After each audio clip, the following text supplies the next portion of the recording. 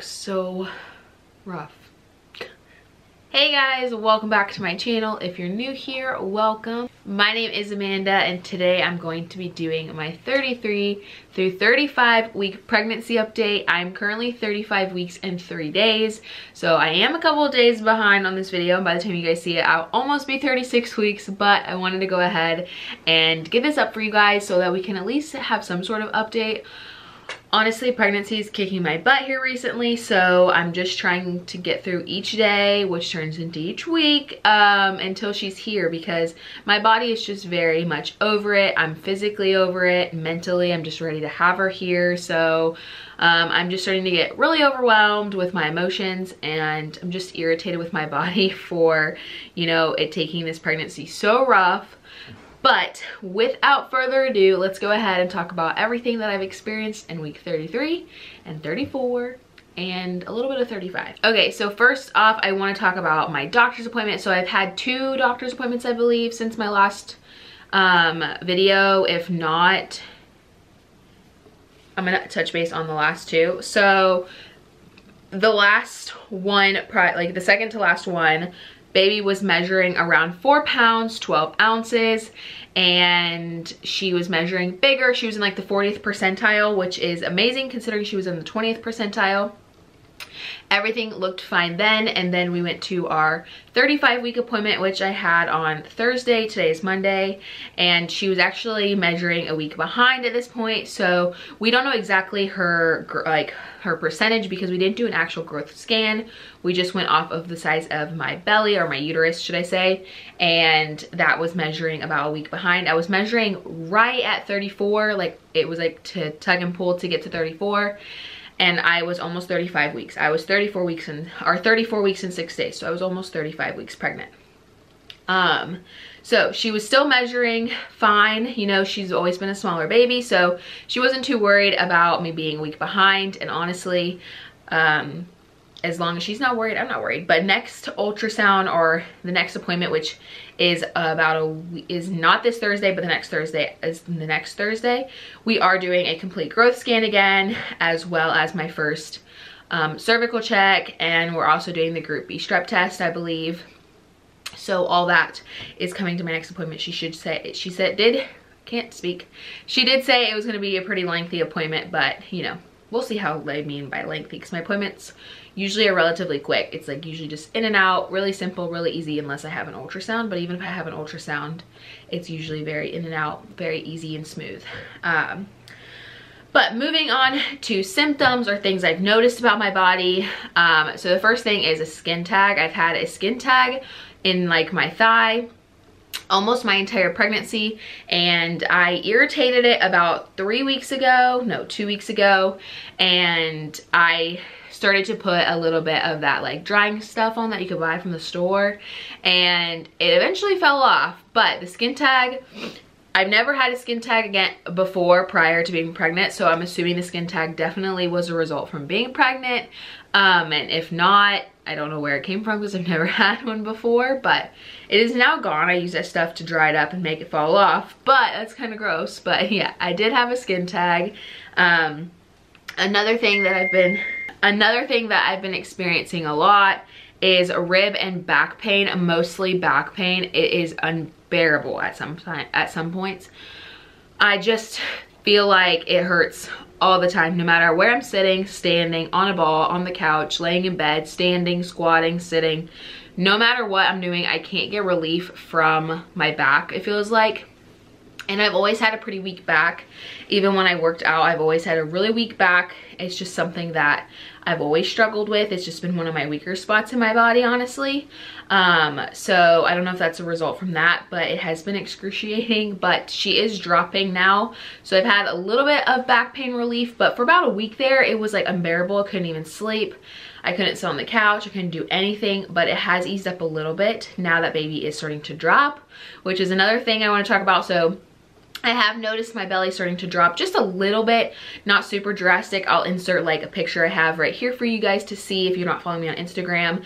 I asked for you guys' opinion on whether you believed I was dropping or not, and I think I had like over 150 votes for yes and like 20 votes for no, so it was like an 80 to 90% yes that she was starting to drop, but she hasn't dropped significantly more since that, and that was about a couple days ago, maybe almost a week ago. So she is starting to drop lower into hopefully what would be the birthing canal, I'm assuming. So that is really exciting, but you know, baby dropping can drop 2 to 4 weeks before labor, if not sooner, like, or before that. So, you know, that's not a huge sign that labor is coming, but it is exciting that she's dropping, which means, you know, labor is coming soon, sooner rather than later, should I say.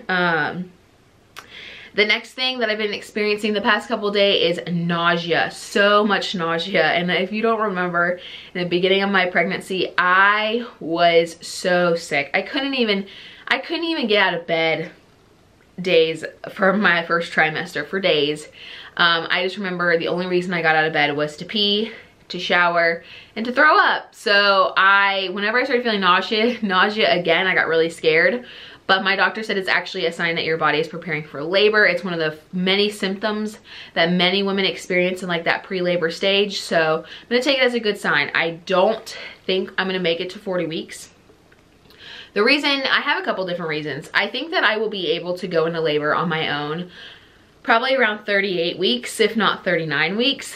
I just feel like she is already preparing herself. My body is so over it and is already doing things to prepare that I think I'll go to 38 weeks. Now I know things can, you know, your body can like change a lot, and you could think you're going into labor and you actually don't, and you end up going over your due date. But with my case, I do plan to get induced by 39 weeks if I don't go into labor on my own by then, because we are here alone and we need someone to help us with the dogs, and also just to have family here. And also Mauricio's work wants like an exact date. They think that babies just come whenever the Navy tells them to, which is not the case. So it will just be easier. It will take the stress off of his work and off of me for getting family here and stuff. We do live about 45 minutes from the hospital. On the longer end, it should take 45 minutes, but we should only get there. We should get there in like 30 minutes in theory, but with traffic or whatever, about 45 minutes. So I am a little worried about that, but like I said, nothing too, I just don't know. I just don't know. But leave your guesses down below when you guys think she'll be born. I do believe she'll be born in March. I don't think she'll be born in April. It's just not my thing. But the earliest my doctor can induce me with a certain Bishop score is 39 weeks. So I'm hoping that I will have progressed enough to be able to be induced by that point if I have not gone into labor by myself at that point. The last thing I want to talk about is kind of a touchy subject for me, for multiple women, multiple people out there, not just women, but I am catering towards pregnancy, so women anatomy, since this world is so different this time, like, you know, anxiety, post or prenatal anxiety and depression is a real thing. I actually struggled with it right before filming this video.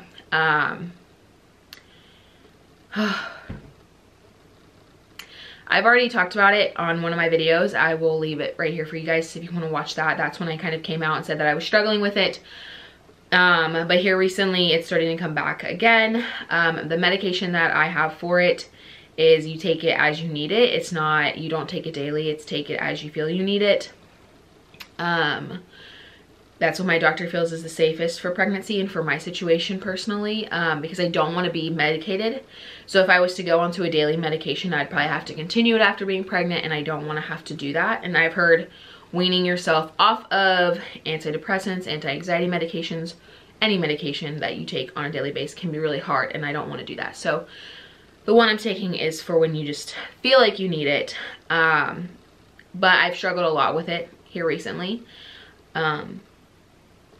And it's completely normal. And my doctor, actually, whenever I talked to her about it, she was like, I was literally waiting for that moment that you were going to tell me you were struggling with it, because we've had such a roller coaster of a ride of a pregnancy. It definitely hasn't been a smooth sailing pregnancy. We've had a whirlwind of emotions.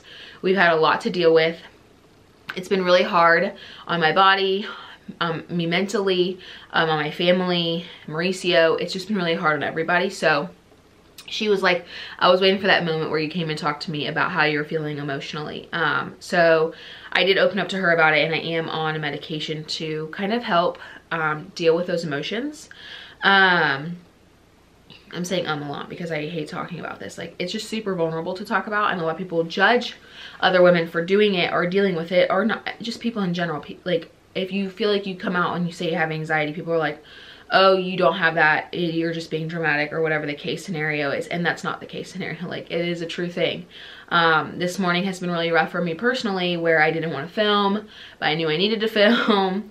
And then Mauricio had the maintenance guys scheduled to come today, like last minute. Like, they literally called at 10 and said they were going to be here at 11:30, and Mauricio was like, yeah, that's fine. And I was like, no, like, I purposely ignored their phone call for a reason. Like, so, and I get really upset and anxious, like, just thinking about it makes me want to cry. And like, why would I cry over the maintenance man coming? Like, that's not normal. If you notice yourself doing that type of stuff, like, something is not necessarily wrong. And being pregnant, you can have certain types of emotions like that, where you just feel very out of place, and like, you're like, why am I reacting this way? But if it starts to become a constant thing that you're noticing, for sure ask for help, and just see if you explain your situation to your doctor, they should be able to pinpoint whether, yeah, those are normal pregnancy emotions that you're feeling, or no, those aren't so normal. Like, let's talk about them more, let's dive deeper into them, let's figure out what this could be, the root of the cause, or whatever the case scenario may be. But for me personally, I am medicating mine. Just at this point, it's very overwhelming, and it ruins my days, sometimes weeks at a time.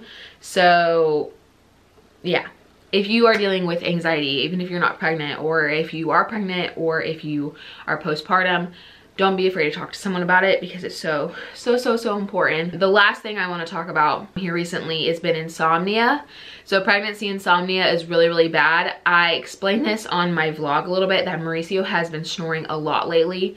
I don't know what it is with him. I don't know if he's always snored this much, and I just am a very light sleeper nowadays, so I hear it a lot more, but his snoring keeps me up at night and I cannot sleep. I have to go into the living room in order to fall asleep sometimes, or take Unisom to knock me out, so that my body is like physically tired and the medicine just makes me go to sleep. But I explained in the vlog that I felt like when I fall asleep, I don't fall into a deep sleep anymore like I used to. It's a very light sleep. The quietest noise or the quietest movement can wake me up. So I've been really tired, really cranky, haven't been sleeping much, and I'm just very much over being pregnant and want her here, because I just feel like a completely different person at this point. But other than those symptoms right there, pregnancy has been pretty smooth sailing for me, considering some women struggle a lot worse than I do. But I just want to be realistic and say that pregnancy is not always glamorous. There are women who thoroughly enjoy being pregnant, and there are women who really hate being pregnant, and then there's women who fall all in between that spectrum, and I fall somewhere in between that. Some days I love being pregnant, some days I freaking hate it, and I'm just like, okay, can she be born now? Well, if she's born now, does she need NICU time? Like, can I just give birth and take her home in a day or so? Like, some days are just so rough. But that is basically my pregnancy update for you guys. I know it's like a lot, and it may seem like more of a negative update than a positive update, but me and baby are healthy. I am just struggling being pregnant, and I'm over it. So I'm ready for baby whenever baby is ready to come, honestly, at this point. But I'm gonna show you guys my belly, and then we'll wrap up today's video. So this is from this side, and from the front, and this side, and this is with the shirt on, and to the front.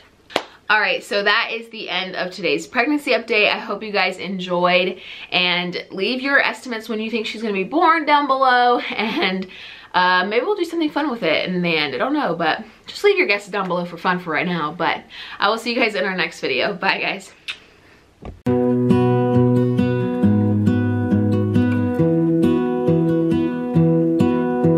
I lose my breath whenever I see